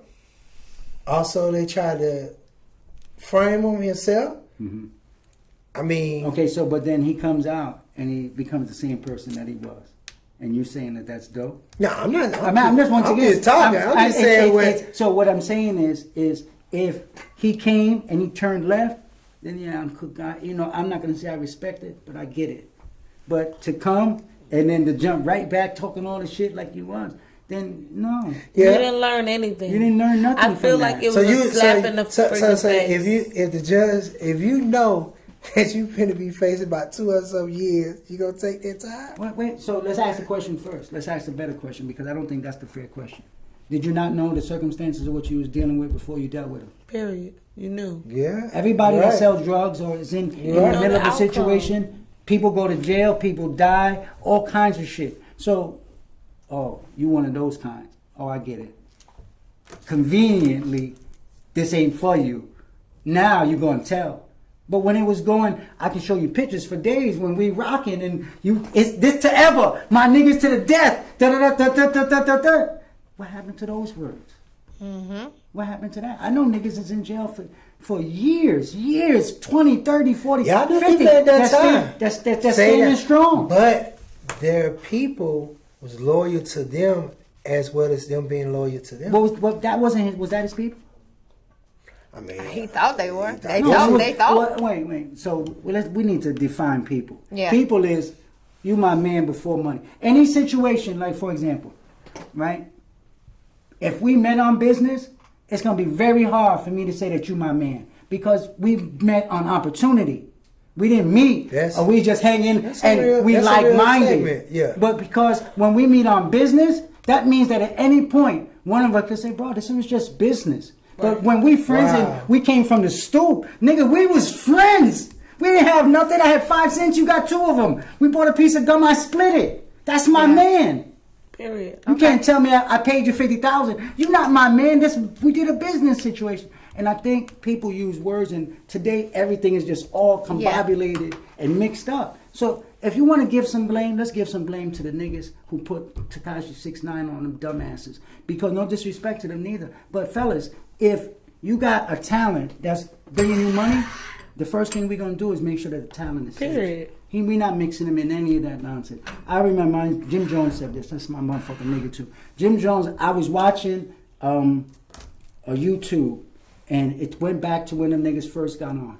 And after they got on and they saw that they were going to get a deal, Jim Jones had a meeting with his whole crew, sat niggas down and told niggas, listen, Cam, he's the opportunity. We got to make sure don't nothing happen to that nigga. Nigga can't brush Cam. We got to stop all of that. So something happened to Cam, we fucked. So we got to treat Cam like he's golden. He said Cam went through his whole career. Not a shake on him. You know why? Because they stood in front of it. He said, I got niggas in jail doing time for that. You know what's crazy? I was watching this show with C Murder, and they were investigating the situation again. And they're steadily saying he didn't do it. He wasn't the one that shot the man in the club. He wasn't the one that killed the man. But he won't tell. He know who did it. Everybody jumped in the car together. They threw the gun over the bridge. But he won't tell. And he's doing a life sentence. Mm-hmm. So he's not breaking the code. But he was a major artist. He was in the car, right?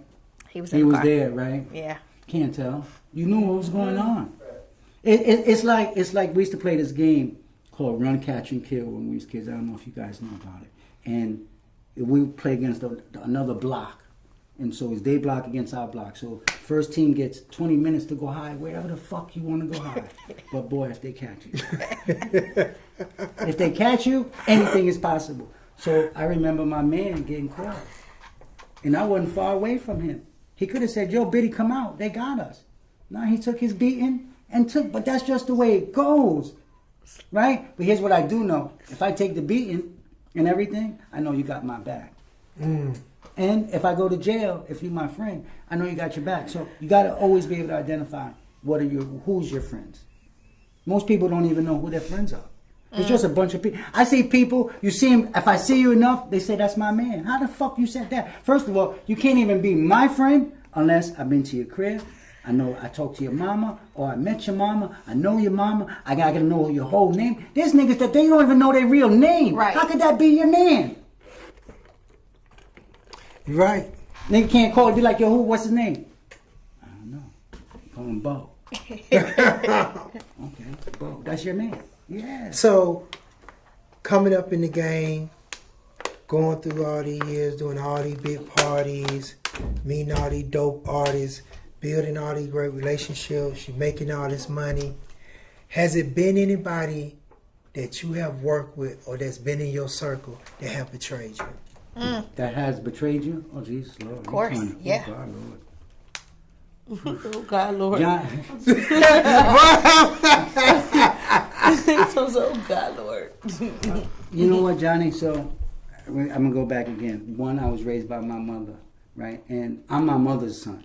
Like, so that I'm the mama's boy, right? So I've learned kindness, forgiveness, all of those things from my mother. I also was a super duper happy kid. Like, my mother told me when I was a kid, she used to push me around in a box, and I thought I was in a car, and I'd be smiling and happy and all that. She said, that's the kind of kid you was. But I like to see people happy. Like, if I'm with you, if I got something, you got something. Right. If I got 10, you got 5. Unless there's more people, we got to split up a little bit more. So I don't know if I'm going to answer that question, but yeah, many times. From people that you be like, damn, they did that to you? Yeah. When it first happened to me, Johnny, I would be a liar to not tell y'all that I went into a slight depression and for at least like a year because I couldn't believe it. Let me see if you got hit with this one. I know me doing the things I was doing and having the success I was having. That's all right. And it was getting to the point to where it was just so big to where people were actually like really trying to just take me out the game or just could not stand the fact that I was doing what I was doing. Thanks. Have you been in that position to where you growing, you making all the money, you getting all the artists, and the people that's right there beside you, or people that's just around the circle just say, you know what, this nigga gotta go because he's just doing too much. Now, you know why that probably didn't happen to me, Johnny? Because I'm low key. You got to realize that. I wasn't low key. I be out there. I know why it happened to me. No, you want to stand right in the middle of it. No, I'd rather let somebody else get the credit. Those things weren't important to me. That wasn't the reason I was doing shit. So, Johnny, I was cool when I didn't have nothing. I was already cool. I knew that. So money couldn't make me cooler. I was cool with nothing. So you can't tell me that I'm not cool. That's why I can stand on what I stand on. I can walk away from shit. I've missed opportunities because it went against who I was as a man. And I can't do that. That's just not who I am. So, do you have any kids? Yeah, daughter. How many you got? Just one daughter? Just one. I got a brother and a sister. We each have one child. None of us in a relationship. And it speaks to our childhood. I've learned so much because we watched our father be a piece of shit to our thing, and we all have commitment issues. I literally was just talking to my ex today, and I told her, I said, yo, I just want to be honest with you. I realized I have some real commitment problems. And I said, when it gets good, I get scared. Because I say I don't want to do the shit my pops did, and if I do that, it makes me the worst. Is that person. the first time you realized that? Or first time it really sunk in. Right. Like, so, because I've been doing a lot of soul searching over the last year and stuff, and I'm meditating and different things of that nature. So it gives me a lot of clarity. Right. So you can hear and feel things. So yeah, that was one of the things. It's crazy because it did the opposite for me. What? Like, my mom was a single parent. My mom was a single parent. I watched her, with being guys beating on her and stuff. Also, didn't have my father in my life, wasn't around. But it seemed like it made it opposite. It made me want to do more, want to be a father figure for my kids. Right. Want to have that family. You want to be and want to be that person. Like, it seemed like that all the negativity and the bad that I was seeing and getting and just growing up with, it gave me motivation to want to do the opposite. So let me tell you where I moved it to. So you moved it into a relationship with a girl, right? You saying not even just a relationship, just life itself. Because I was told that, man, you're not gonna be. When I was coming up, even in school, it was like if you weren't a certain color, you couldn't be successful. But I'm like, and I remember hearing this, and I'm like, you drive. Yeah, I'm like, what you mean? I'm like, I'm not finna accept that. You know what I'm saying? So it wasn't even that I had something to prove. I just wasn't going to accept that I could only go to a certain level. Gotcha. I wanted to go where I knew I was destined to go to. That's so dope. I pushed myself, because even in this game, this is why I say, it's a lot of people had help, got help from somebody, or somebody gave them this, or they had the drug money that was behind them, they had the big dope dealer, or they got a loan from the bank, or whatever. Nigga, when I tell you I got it out the motherfucking mud for real and started this thing from zero and just worked my way and created my own lane and created the success for myself. Like, I never got a loan from a bank. I never had any dope boy that was supplying me with money. I never had a label that gave me these big budgets or whatever. So everything that I built and I did, like, I really was out there doing this and getting it. You know what I'm saying? But that's what just people who you don't. are. Yeah. That's who you are. Imagine that one of these labels or somebody came to you and said to you, "Come on, I'll show you something." I always, when I look and I pay attention to things, and I look at all of the people that I know and all that I came up with, and I said two things to myself. I said, one, I must have gave the wrong answer, or two, I just don't fit into their worlds, because no one ever talked to me and showed me anything. R.I.P. Andre Harrell. When I saw how many people he affected their lives, when everybody put up, I was an uptown. He did this for me. Those guys like him, those are the guys. I wish I had got one of them. Ooh, boy, I say that even to this day. If I had just got one good conversation. No one ever told me, listen, I say this, right? I played, when I was 6 years old, I could tell y'all some real stories for days. When I was 7 years old, I went to the boys club. It was a boys club 2 blocks away from me. And boom, one day the guy that runs the boys came to me and said, listen, take this note home to your mother. On Monday, there's going to be an award ceremony, and you're getting a big award. So take it to your mother, get it signed, and bring it back, right? Boom, I go home to my mom. Look, they gave me this, da-da-da. They said you need to sign in this award ceremony Monday, and I'm getting something. No, we can't go to that. Why? I got to work. So, me growing up, I did everything good. Period. Basketball, baseball, all the shit. So we've been talking about. I have yet to hear you say anything about your father. My father ain't never. He did say something. I said my father's a piece of shit. Oh, you're right. You did say that. You're right. I'm just I hear mom. So my mother worked. Is your father still living? Yeah. Have you reconnected? Do you talk to your father? Story? Hey, I want to know. Okay, cool. That's why I had you here, because I want to know. I want to know who is Biddy. So my daughter was 6 years old, and she said, Daddy, tell me something. So, Mommy's daddy, he passed away, and Mommy's grandfather, I met him, and I met your mother. Where's your daddy? Good question. You want to know? Yeah, Daddy. Okay. So I started talking to her, telling her. So after we got out of the conversation, I called my mom. So listen, do me a favor. Find Daddy. Please, I need the number. She got me the number. I called him. I said, I started talking to him. So I said, in the midst of talking, I said, just do me one favor. I don't care what happened. It does, all that shit doesn't matter to me. Just don't lie, right? All these conversations we start here, just don't lie to me, all right? Let's just keep it all the way honest. Right. I have a daughter, and she asked me about you. And so I need you to communicate with her so that she knows that she has a grandfather. So I said, okay, cool. I'll leave out all the rest of the bullshit you tell me. I get them to my daughter. They start having a conversation. At the time, my daughter is into American Girl. Is that it? Yes, okay. So it's around the holidays. And I already know where you're finna go. No. It didn't get bad that fast. So they're talking separately for me. She told him what she wanted. He sends it. Boom. I'm like, oh, damn. Whoa. I didn't see that coming. No, facts. So I was like, it must be a new day. But maybe 3 weeks later, he just stopped communicating. Just like he always would. But it was okay because there was a conversation. Yeah. And she figured it out. And as she got older, I explained to her. And why I explained to her is about choices. Life's about choices.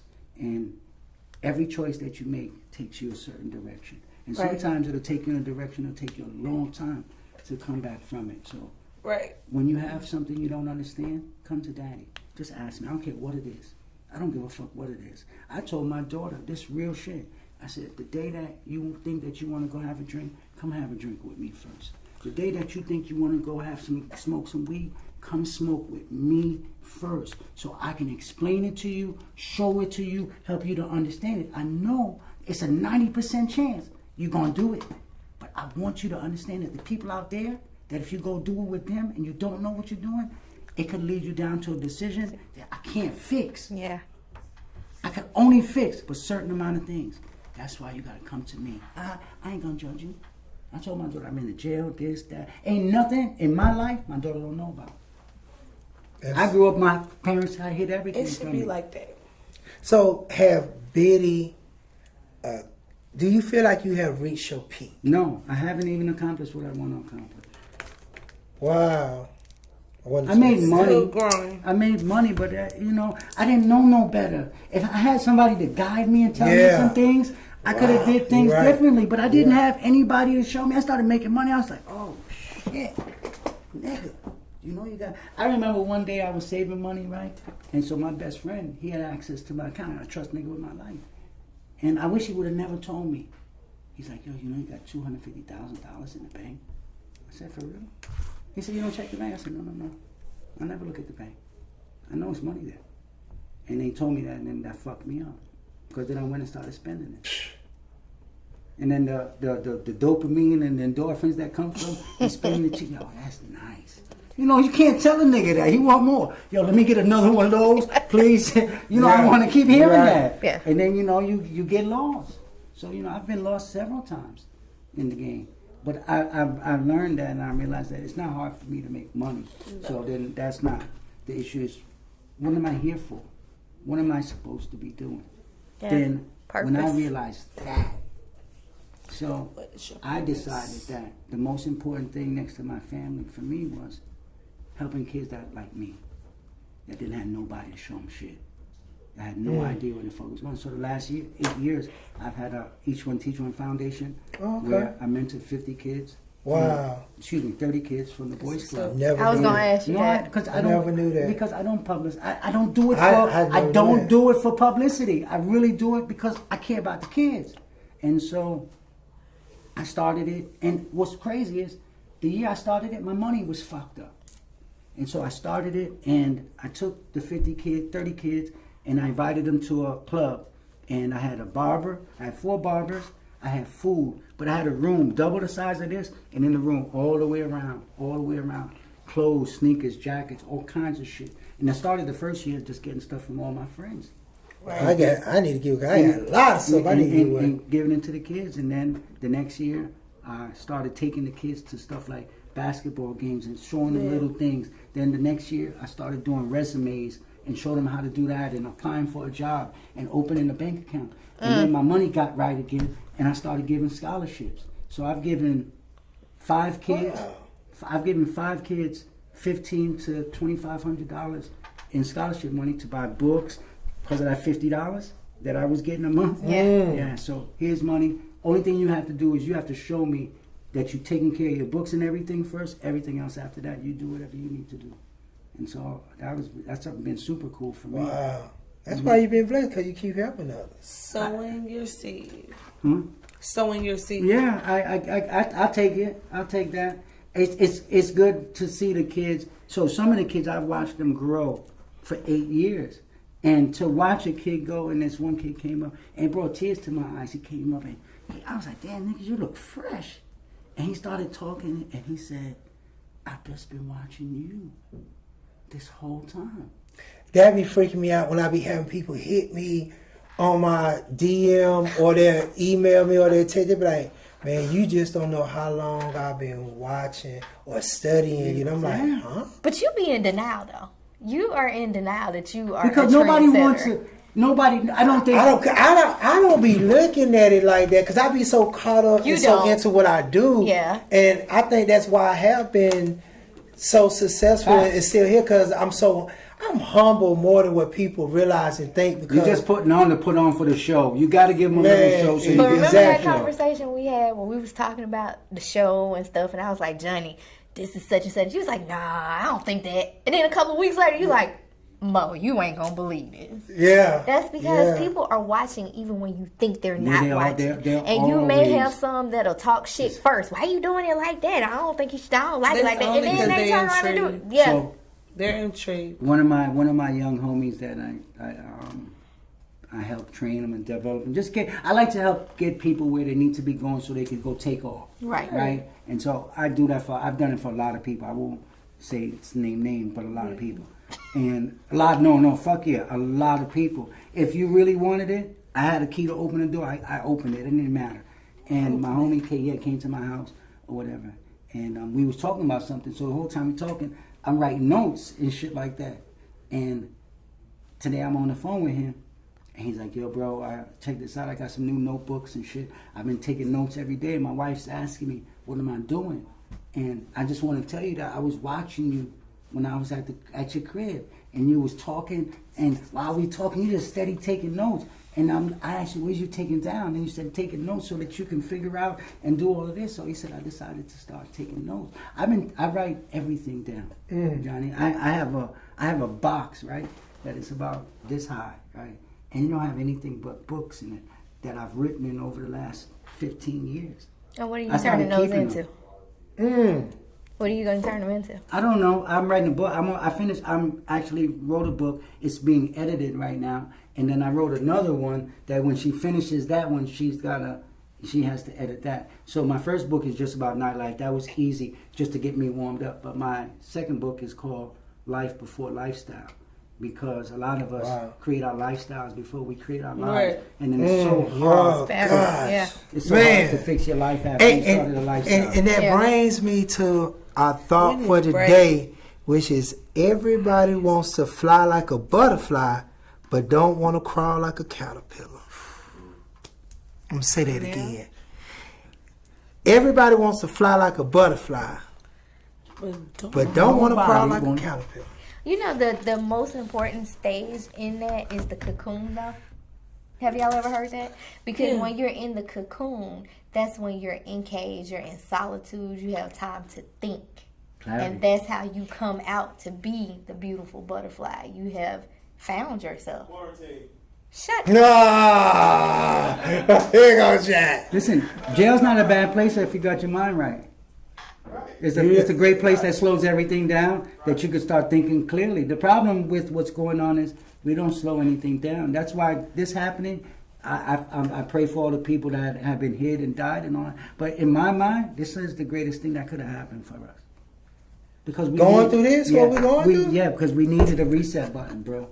I know Families are at home with each other. You spent more time with your kids in the last 3 months than you've probably spent with them in the last 3 years. And this is of no disrespect to nobody. I mean, you've reconnected. Right. Listen, how many things have you done in the last 2-3 months that you would not have done? Well, I went through my daughter's cell phone and found out she had a boyfriend. See? I wouldn't have known had it not been so for now Corona. Said, well, if you were on TikTok so much, you would know. I'm on TikTok with my daughter too, so whatever. She on TikTok every 5 minutes. Are you on TikTok every 5 minutes? Literally. Every 5 minutes. I am a content creator. My daughter, I be working. My daughter watches TikTok for hours. My daughter's a creative, so she's really into that. Like, I'd be like, what are you doing, Daddy? I'm just studying to figure certain things out.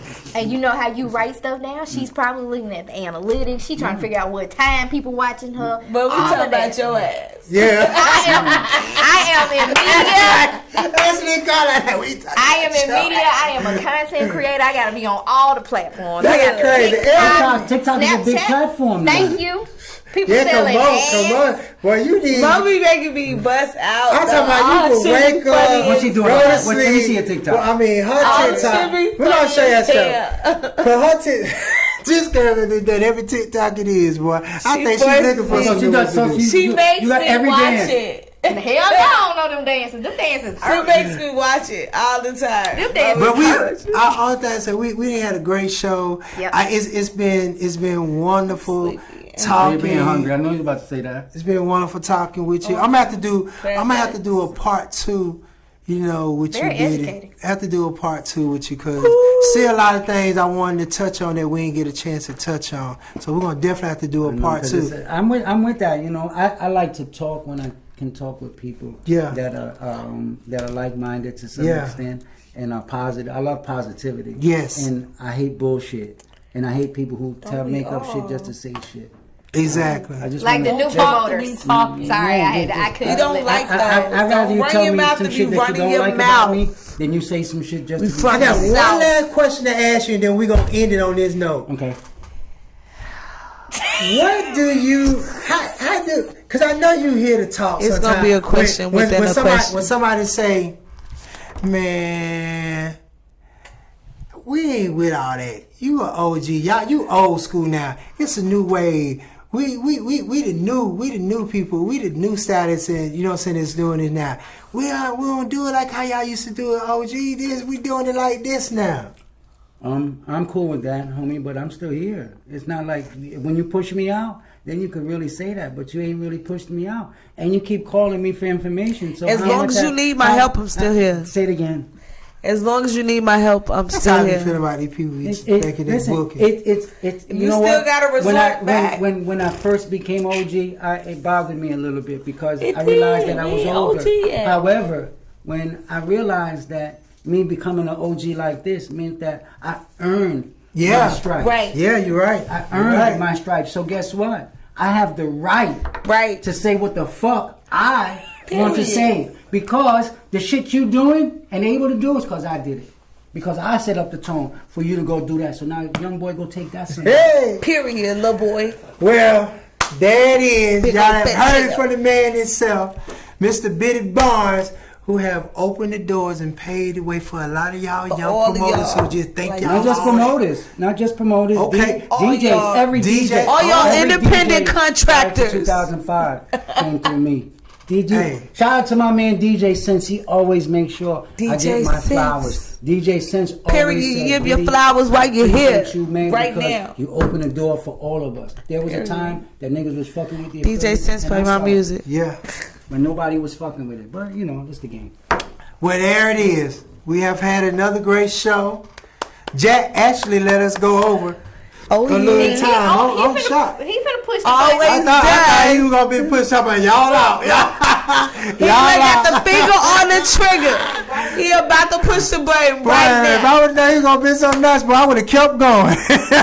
But we'll be back. We're gonna have Biddy back on the show. You know, Anytime you guys want me, because you guys are pretty cool. Yeah. So Have you enjoyed yourself? I really did. Okay. How you like my co-host? She's turned. Yeah, you said it right. So, this is our turn one of the. But she likes food. She wants to make sure I'm as the soon as she foodie of the and group. sleep when she leaves here. Yeah, because I have my TikTok girl over there. TikTok and the foodie. TikTok and the foodie. Beautiful hearts and beautiful minds. Well, there you have it. We'll see y'all later, world. Till next week. Be safe. Be on TikTok. Yes. Bam. Bam.